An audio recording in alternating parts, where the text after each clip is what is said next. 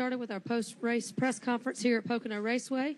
We are joined by our fifth-place finisher in today's Pocono 400, Kyle Larson, driver of the number 42 Target Chevrolet, who finished fifth in today's race, our top finishing rookie.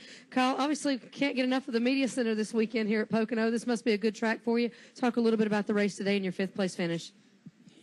Yeah, it was a lot better finish than what I thought we were going to get. After happy hour yesterday, I thought we might be a 15th place car, maybe a little bit better, but all my guys on the Target team did a great job to get the car better, and I knew from the drop of the green, we were going to be pretty good. It seems like most races I fire off really, really loose and in dirty air, and today I had a lot of grip, so I knew that was a good sign, and just worked on it a little bit throughout the day and got better, and put ourselves in position on that last restart to try and make a move to get a better finish, and it all worked out, and we got to fifth. I thought we were a little bit better than Denny at the end, but he did a good job holding me off. So I'll take a top 5 here at Pocono.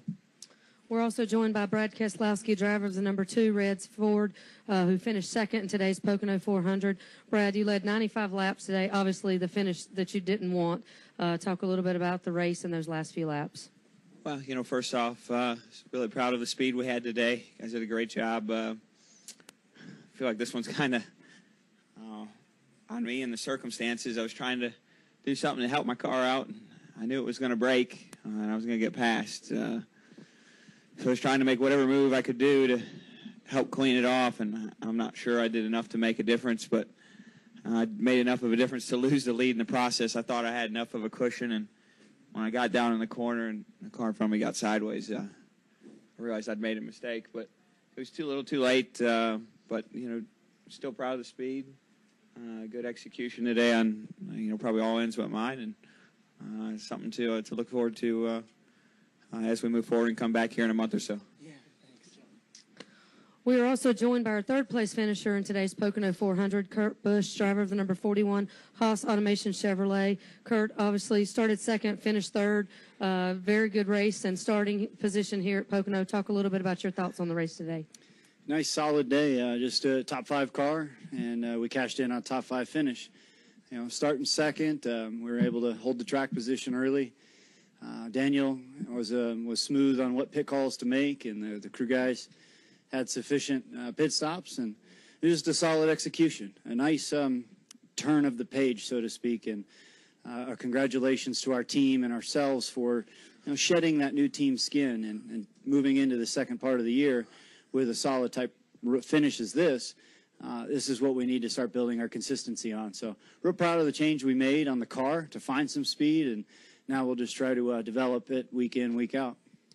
Okay, we'll open it up for questions for Brad, Kurt, and Kyle. Raise your hand. We'll get a mic to you. We'll start in the back.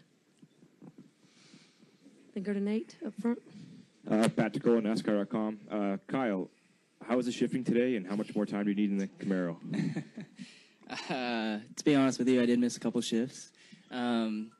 Just twice, which is a lot better than probably would have been if I didn't practice shifting a whole lot. But surprisingly, those only 2 times was when I was battling people when I was pretty excited. So I don't know. I thought it was a good day. Okay, we'll take our next question from Nate up front. Nate Ryan, USA Today Sports. Brad, the trash, I guess, didn't blow off, but your engine didn't blow. So was it a mistake not to yield the lead, or did doing that keep it from blowing but not have the trash come off? I don't think it came off. I don't know. I haven't seen what it looked like before and after, but it was definitely a mistake. Because the engine made it, but it probably shouldn't have. It was one of those deals. I think I was going to get passed because I was really down on power down the straightaway. So I don't know. I think so, but it's hard to say. Okay, we got a couple of questions here on the left side. Go ahead.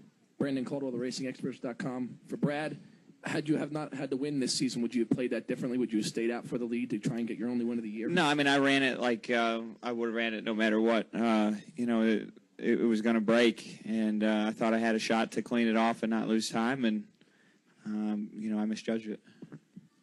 Okay, go ahead with your question.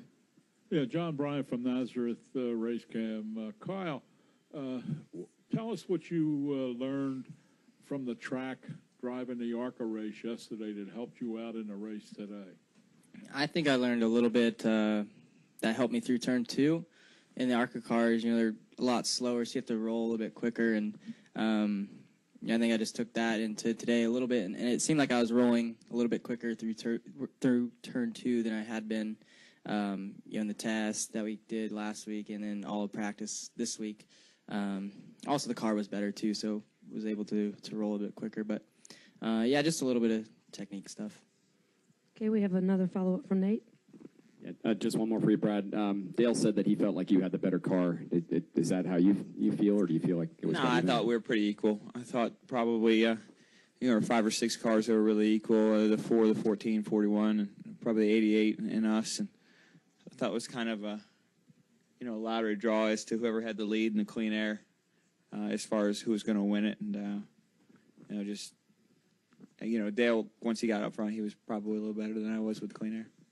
Okay, we got a question in the back. Go ahead. Joseph Wilkins, SpeedwayDigest.com. Kurt, you were the only one that in the SHR camp to finish in the top 10 today. What does this mean for the 41 team moving forward? Do you think you guys are going to start contending for wins more on a consistent basis?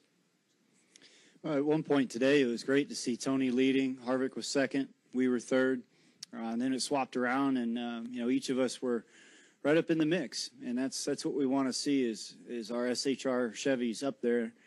And today, for us to finish in the top 10, it's just because Stewart had a problem with speeding on pit road.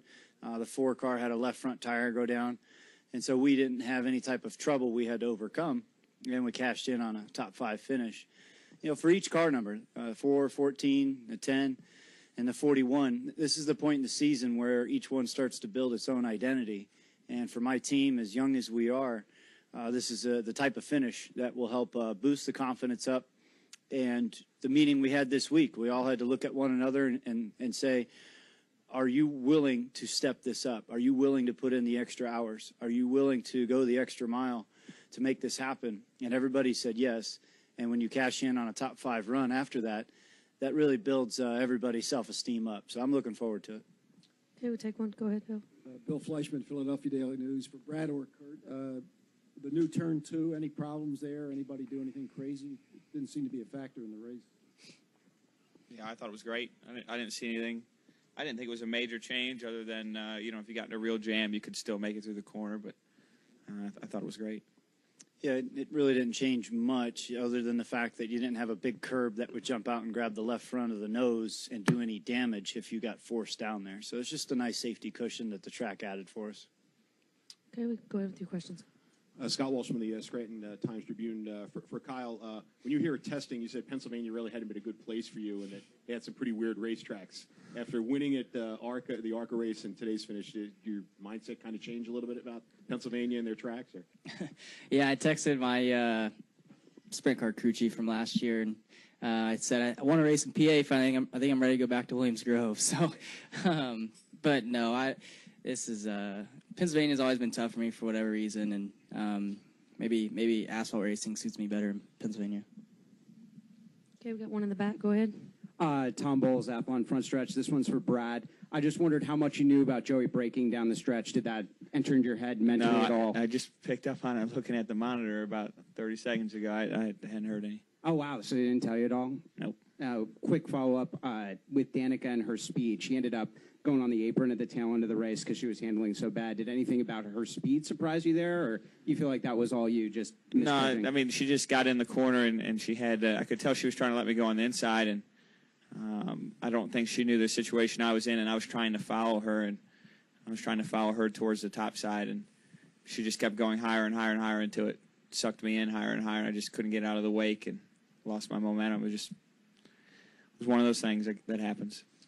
Okay, do you have a follow-up? Go ahead. Yeah, for Kurt, and I have one for Brad, too. Kurt, you guys have 2 straight top 20 finishes. You seem to turn the page. What has led to that? Oh, just trying to find a balance in the car. Last week we made some good steps, and then this week we really cashed in on finding some speed. Qualifying outside pole, coming within 0.02 of a second of the pole doesn't happen by accident. And so it's just the teamwork. It's finding a balance. and building on it. So one step at a time. I'll take 18th last week, and I'll take third this week. And for Brad, can you stress how important clean air was for you today? Yeah, it just was going to dictate who was going to win the race. That's part of racing. It's part of really all racing, with aerodynamics taking over motorsports. And, we've all kind of learned to live around it, and it makes the restart so, critical. But it's just kind of part of the deal. Final questions. Gentlemen, congratulations on your top 5 runs today. Thank you.